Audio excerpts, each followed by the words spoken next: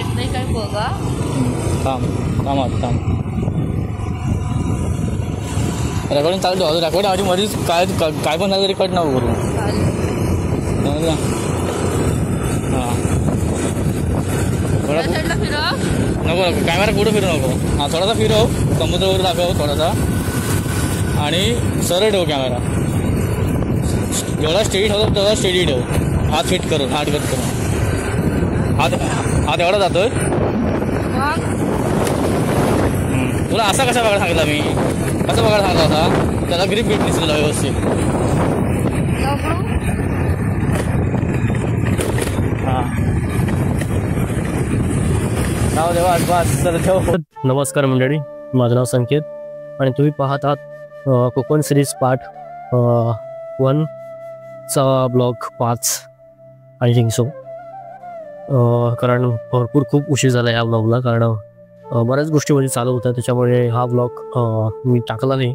पण एडिटिंगला, व्हॉइस ओव्हरला आणि बऱ्याच गोष्टी एडिटिंगमध्येच फसल्या होत्या, त्याच्यामुळे मला हा ब्लॉग एडिट करून अपलोड करता आला नाही. सो हीच ती वेळ आणि हाच तो क्षण. मला व्हॉइस ओव्हरला आणि एडिटिंगला टाईम भेटला आहे आणि फायनली हा व्हिडिओ तुमच्यासमोर सादर करत आहे. तर मित्रांनो आणि मैत्रिणींनो, अर्थात सगळ्या मंडळींनो, मी चाललो आहे आडिवरी गावात एक जागृत देवस्थान आडिवरीमधलं श्री महाकाली देवी. तो समुद्र नाही हा, खाडी टाईप आहे थोडं. महाकाली देवी जिने राक्षसांचा संहार केला आणि या पृथ्वी तलाला वाचवलं राक्षसांपासून, ती महाकाली देवी.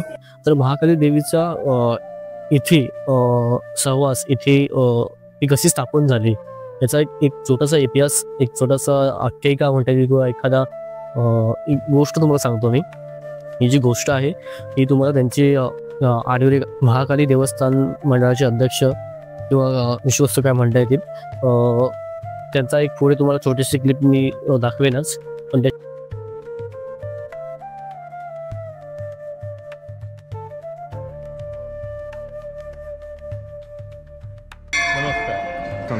मंदिर हे पुरातन आहे. 800-900 वर्षापूर्वी या ठिकाणी याची स्थापना झालेली आहे. या ठिकाणी 5 देवता आहेत. एक प्रथम नगरेश्वर मंदिर, 2 number Mahalakshmi, 3 number Ravalnath, 4 number Mahakali आणि 5 नंबर महासरस्वती. याचं पंचायतन आहे या ठिकाणी. इथून वर्षातून साधारण 4 वेळा सोन्याचे मुकुट लावून सजावट केलेली असते. तर साधारण एक देवदिवाळी, गुढीपाडवा आणि 9 दिवस नवरात्र उत्सव जोरात चालू असतो. त्यावेळी सगळे मुखवटे देवीला लावलेले असतात, सोन्याने सजवलेले असतात. त्याचप्रमाणे या ठिकाणी त्या प्रत्येक वेळेला सकाळी संध्याकाळी 7:30 वाजता प्रवचन होतं, नंतर कीर्तन होतं, गायन होतं आणि शेवटीचे पाठ अभिषेक हे रोज चालू असतात. रोज सकाळी साधारण 6:30-7 वाजता देवांची पूजा होते.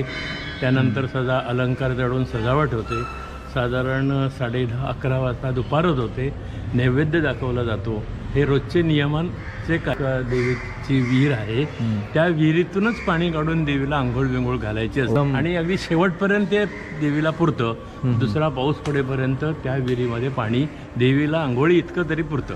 त्याच्यामुळे कुठून आम्ही ते पाणी घेत नाही, त्याच्याच पाण्यातून देवीला आंघोळ घातली जाते. या गाव म्हणजे इथे 12 वाड्या आहेत.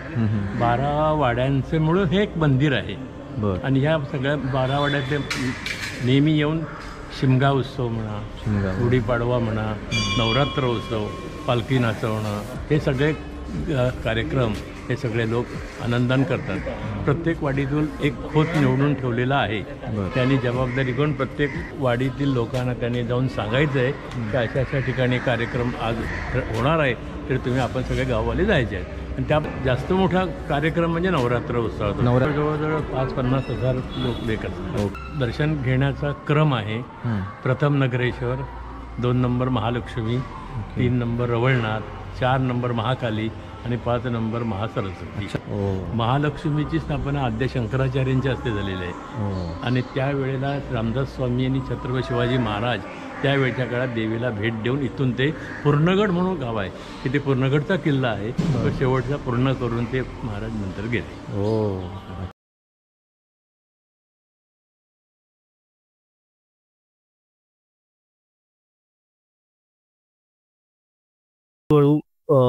लोक यायला लागली, काही लोकांना चांगले अनुभव यायला लागले, त्याच्यामुळे इथली प्रसिद्धी, या देवीची प्रसिद्धी वाढत गेली. असं म्हणतात की इथे शिवाजी महाराज सुद्धा या देवीचे दर्शन घेऊन गेले आहेत, कान्होजी आग्रेबरोबर. ते कारण पूर्णगडाचं जेव्हा काम चालू होतं, पूर्णगडाचं काम संपून, बांधकामाचं काम संपून जेव्हा महाराज परतीच्या प्रवासाला निघाले तेव्हा या गावात येऊन त्यांनी ह्या देवीचं दर्शन घेतलं असं म्हणतात. तर व्हिडिओमध्ये पुढे जाण्याआधी आपण देवीचं दर्शन करूया. मी घेतले नारळ आणि थोडीशी फुलं ओटी घेतले, थोडंसं दर्शन करून घेऊया. आजूबाजूचा परिसर तुम्हाला दाखवतो आणि व्हिडिओमध्ये आपण पुढे बोलूया.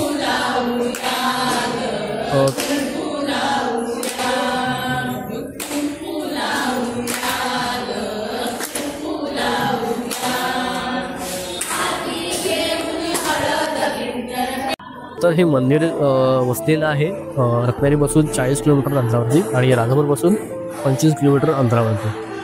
असं कन्व्हिनियंट आहे. तुम्हाला जर व्हिजिट करायची असेल, तुम्हाला या मंदिराला भेट द्यायची असेल तर नक्की या. फार छान अनुभव आहे इथला. मंदिरामध्ये प्रवेश करताना तुम्हाला पहिलं दर्शन घ्यावं लागतं महाकाली देवीचं, मग महालक्ष्मी आणि मग महासरस्वती. आणि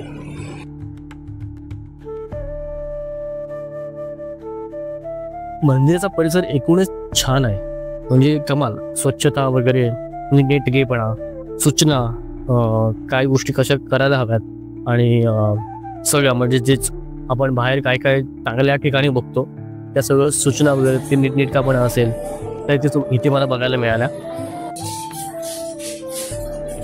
इथली वाईबच एखादी छान आहे, म्हणजे एक नातं असं मला जोडल्यासारखं वाटतंय आडिवली गावाची, पर्सनल म्हणता येतील, किंवा थोडंसं एक काहीतरी आहे या जागेमध्ये की मला असं परत यावंसं वाटतं.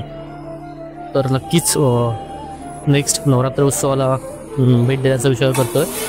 बघू, पॉसिबल झालं तर नक्कीच येऊन जाईन. तर आपण मंदिराचा परिसर बघितला, थोडीशी माहिती घेतली देवींबद्दल आणि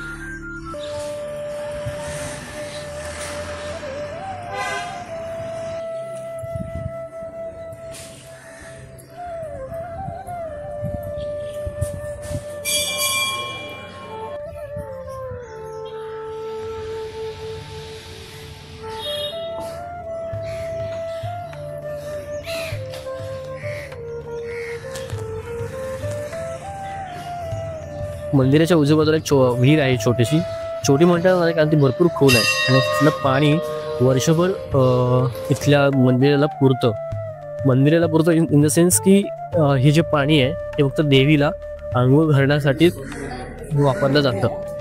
तर प्युरिटी ठेवली जाते त्या गोष्टींमध्ये.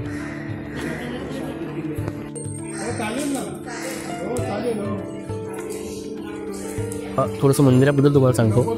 हे जे तुम्हाला बांधकाम सगळं दिसतंय ते पूर्ण लाकडी बांधकाम आहे.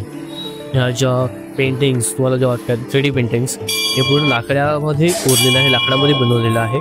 आणि या प्रत्येक कलाकृतीमध्ये एक छोटीशी गोष्ट, छोटीशी कहाणी म्हणता येईल आपल्याला, ती लपलेली आहे आणि त्याचा अर्थ आपल्याला लागतो त्या चित्रांकडे बघून.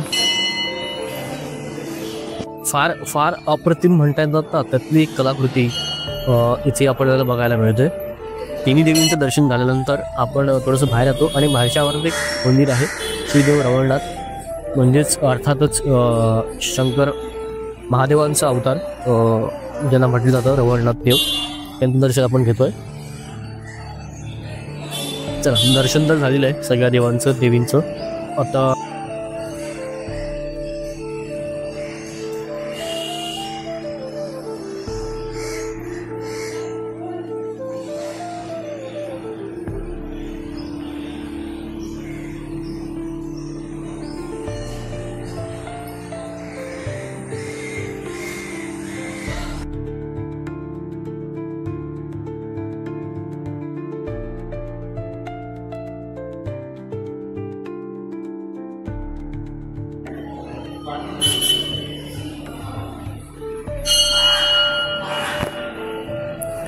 बँक ऑफ इंडिया इथं आहे. बरं आहे, म्हणजे इथं दर्शन घ्यायचं तिकडे काम करायचं.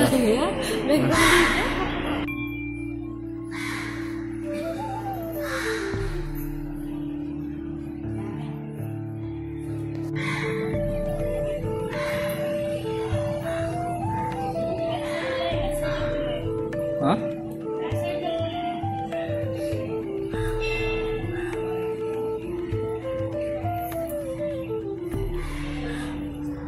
बारा आहेत वाटतं. ते 12 कळश आहेत ना की 10 आहेत? आता ह्याला पण कळश आहेत का? ओके, ठीक आहे.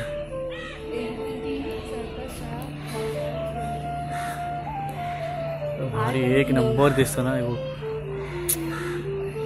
आता ह्या मंदिराच्या पाठीमागे आणखी 2 मंदिर आहेत. एक आहे नागेश्वराचं मंदिर आणि एक आहे प्रभू श्रीरामाचं. तर तिथे पण आपण जातोय आणि तिथलं पण दर्शन आपण घेऊया.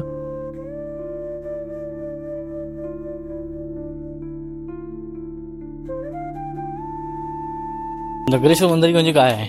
अरे नगरेश्वर म्हणजे शंकराचं नाव नगरेश्वर आहे? अरे त्याला श्वर लागलं असत ना. हा, सर्व शंकराची मंदिर आहे, शंकरची रूपा म्हणजे. अच्छा, असं आहे का? हे जुनं मंदिर दिसतंय. हा ना.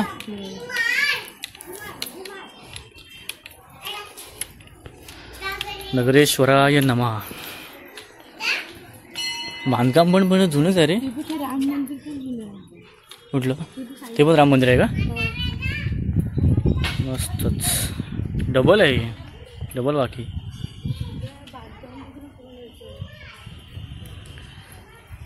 आणि हे खालचे दगड आहेत ना, हे पण जुने आहेत सगळे. माझा आध्यात्मिकतेवर एवढा प्रगल्भ अभ्यास नाही आहे. याचं कारण असं की आता तुम्ही बघाल की नागेश्वर म्हणजेच शंकराचा अवतार किंवा शंकराचं नाव हे मला माहितीच नव्हतं. हे मला पहिल्यांदा मी बघितलं आणि ऐकलं. माझ्या बहिणीला म्हणजे दिशालाच माहिती आहे आणि तिनेच मला सांगितलं की नागेश्वर म्हणजेच शंकराचं नाव. म्हणजे जेवढे श्वर एखाद्या नावाच्या पाठी आहेत ते सगळे शंकराची नावं आहेत असं तिचं म्हणणं आहे. म्हणजे असेल, ती म्हणते म्हणजे बरोबरच आहे. या मंदिराची रचना आणि एकंदरीत बांधकाम बघता हे मंदिर खूप जुनं आहे आणि जुन्या पद्धतीची बांधकाम रचना जी कोकणामध्ये पाहायला मिळते, म्हणजे कौलारू टाईप घर टाईप असतं ना, 2 पाकी किंवा 1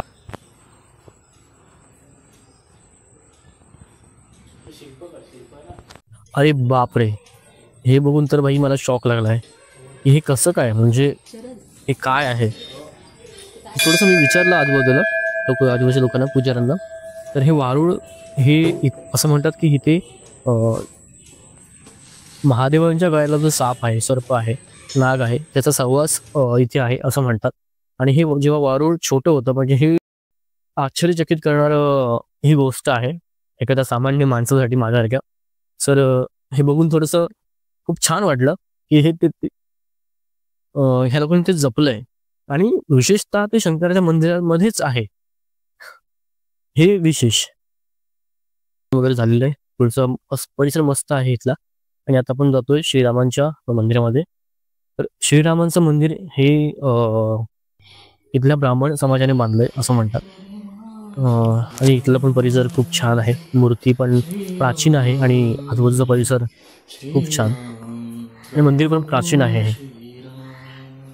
माझं एक प्रथमेश लकाडेचं एक आवडतं गाणं आहे, म्हणजे श्रीराम श्रीराम म्हणून. तुम्ही यूट्यूबवर गेलात तर त्याचं नाव सर्च केलं तर ते गाणं येऊन जाईल. ते माझं फेवरेट गाणं आहे त्याचं. तर ते मी सतत सतत गुणगुणत असतो. आणि मग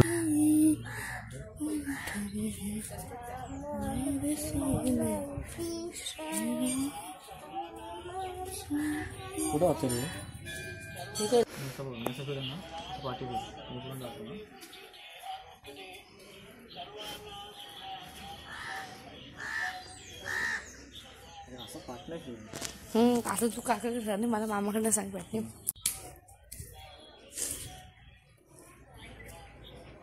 एक जवळच बीच आहे व्यत्ते नावाचा. तर त्या बीचवरती जाऊन थोडंसं काही मुवमेंट काही गोष्टी मिळाल्या तर आपण त्या कॅप्चर करूया आणि मग पुढच्या वाटचालीस पुढे वाटचाल करूया. तर चला पटकन जाऊ.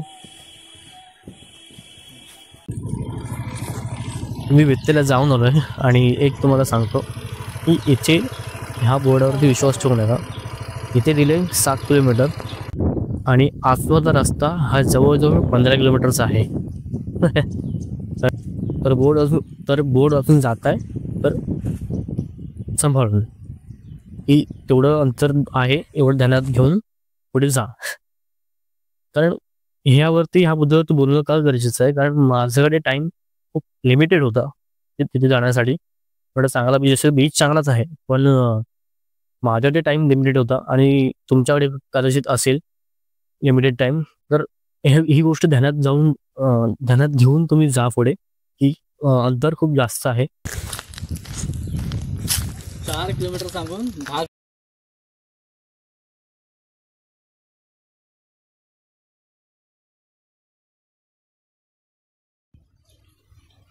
तर मित्रांनो या ब्लॉगवरती एवढंच. व्हिडिओ आहे एका नवीन ब्लॉग सहित. नेक्स्ट ब्लॉग आहे कशेळी कनकादित्य मंदिर सूर्यमंदिर जे आहे महाराष्ट्रातलं तिथे आपण चाललोय आणि तिथला ब्लॉग नेक्स्ट ब्लॉग आहे. तर तोही येईल, तोही बघा. आवडल्यास नक्की लाईक करा, कमेंट करा. हा व्हिडिओ कसा तुम्हाला वाटला त्याबद्दल तुम्ही कमेंटमध्ये नक्की सांगा. चॅनलला लाईक करा, सबस्क्राईब करा आणि प्रेम देत राहा. थोडंसं बिगिनिंग लेवलला आहे त्याच्यामुळे काही एडिटिंग असेल, व्हॉइस ओव्हर असेल, हा परफेक्ट नसेल, नाही आहे. आणि मला ते परफेक्शनच्या नादामध्ये अडकायचं नाही. जे आहे, जे येतं आहे, जी एबिलिटी आहे त्याच्यावरती काम करत राहून त्या गोष्टी अपलोड करायच्या आहेत किंवा कॉन्टेंट क्रिएट करत राहायचं आहे. त्यातून मी रेग्युलर बेसिसवरती काही ना काही शिकतोय आणि तेच माझ्यासाठी एक आउटपुट किंवा आउटकम म्हणता येईल ते आहे. सो अपेक्षा अशी नाही की लगेच बूम होईल सगळ्या गोष्टी फास्ट पेसने घडतील, तसं नाही आहे आणि तसं मी गृहीत धरलं नाही आहे. Content creation is I am enjoying it and I love to create content. That's why I am doing it. आणि बघू होत राहील असंच. तर भेटू नेक्स्ट व्लॉगमध्ये. तोपर्यंत स्टे ट्यून, स्टे पॉझिटिव्ह आणि